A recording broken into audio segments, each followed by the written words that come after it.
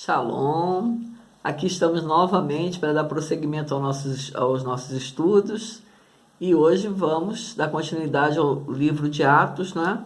Hoje vamos falar dos capítulos 9 e 10. Eu espero que você tenha lido um pouquinho, tá bem? Então vamos lá. O assunto hoje é quente, né? A conversão de Saulo a caminho de Damasco. Tem outros detalhes também dessa conversão em Atos, no capítulo 22, dos versículos 1 ao 16, e também nos capítulos 26, dos versículos 9 a 18.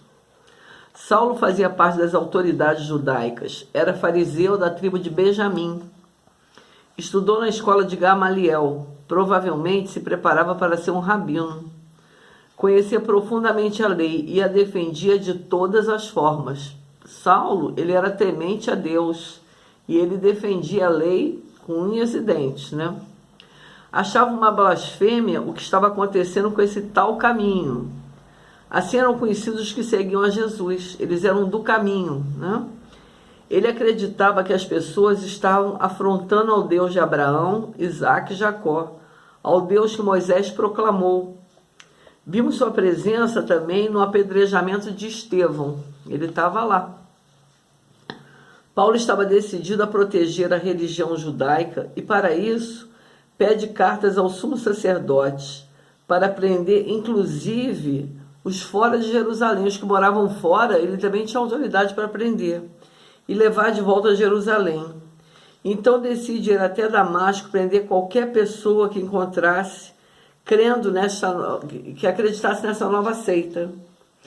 Indo ele no caminho de Damasco, é cercado pelo resplendor de luz que vem do céu. Ele cai e fica prostrado no chão, e ele ouve a voz de Jesus, que lhe pergunta: Saulo, Saulo, por que me persegues? Saulo pergunta: mas quem és, Senhor? E Jesus se identifica. Saulo está impactado e pergunta o que precisa ser feito. E os que estavam com ele ouviram a voz, mas não viram a ninguém. Então Saulo é levado à cidade e fica sem enxergar, sem comer, sem beber, durante 3 dias.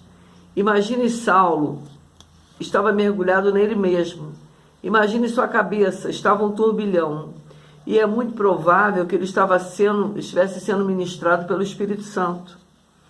Jesus, quando fala com Ananias para ir orar com Saulo, informa que ele estava orando. E Saulo tem a visão da chegada de Ananias. Ananias estava apavorado, porque ele conhecia a fama do perseguidor. E o porquê dele estar ali. Ananias sabia que Saulo estava ali para prender os cristãos. Mas o Senhor escolhe os improváveis para servir no reino. E Jesus declara que Saulo é um vaso que vai levar Jesus para os gentios, para os reis e para os filhos de Israel. Saulo era altamente capacitado, instruído, preparado para entrar em qualquer lugar. E o Senhor escolhe. Jesus também declara que ele vai padecer pelo seu nome. Vamos ver vários momentos na caminhada de Paulo o cumprimento dessa palavra. Então Ananias chega à casa de Saulo e declara que Jesus o enviou ali para que ele torne a ver. Saulo já tinha tido essa visão. Foi a confirmação. As escamas caem dos seus olhos e ele volta a enxergar totalmente quebrantado, convertido, tanto que ele se levanta e é batizado. O perseguidor torna-se perseguido. Saulo ainda fica em Damasco alguns dias com os irmãos daquela localidade e ainda pregava nas sinagogas. Todos ficavam surpresos e desconfiados e diziam: não é este o perseguidor dos que invocam o nome de Jesus? Sendo assim, Saulo causava tumulto aonde quer que estivesse, independente se estivesse se opondo ou proclamando o evangelho. Ainda em Damasco, Saulo confundia os judeus, então decidiram matá-lo. Mas Saulo descobre que as ciladas e a cidade era edificada e tinham portas. Então os discípulos colocam Saulo em um cesto e desce ele pelo muro. Saulo se dirige para Jerusalém, lembrando que no livro de Gálatas é relatado que ele fica na Arábia por 3 anos, lá em Gálatas 1,17. E aqui diz que ele vai para Jerusalém direto, né? Quando Saulo chega em Jerusalém e quer ficar junto com os discípulos, é rejeitado. As pessoas o temiam e não acreditavam em sua conversão. Foi quando Barnabé, que fazia parte dos discípulos chegados aos apóstolos, lembrando que Barnabé vendeu uma propriedade e depositou aos pés dos apóstolos, pega Saulo e o leva aos apóstolos. Lá, Barnabé, como advogado de defesa, relata como Saulo teve um encontro com Jesus e como pregava em Damasco. E Barnabé andava com Saulo para cima e para baixo. Saulo passa a ser perseguido e jurado de morte. Então os irmãos o acompanham até Cesareia e o enviam a Tarso.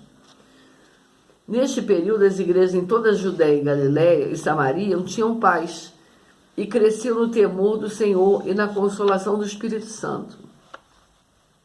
A cura de Enéas e a ressurreição de Tabita. Enéas estava enfermo há 8 anos. Agora Pedro, em nome de Jesus, realiza o milagre da sua saúde e a sua saúde é restaurada. Também uma mulher querida e caridosa morre e Pedro ora e ela ressuscita. Com esse milagre, muitos creram em Jesus. Pedro fica muitos dias em Jope com um certo Simão curtidor. Com certeza, esse era um tipo comum. Era um tipo comum, não era uma pessoa de altas rodas, né? Não era da nata social. E muito provavelmente cheirava mal, ele era um curtidor. Mas Pedro fica em sua casa e lá ele vai ter uma experiência impactante com Deus. Vamos saber o que aconteceu no próximo capítulo. Então não perca o próximo capítulo. Não é novela, mas é o próximo capítulo, tá bem? Até já.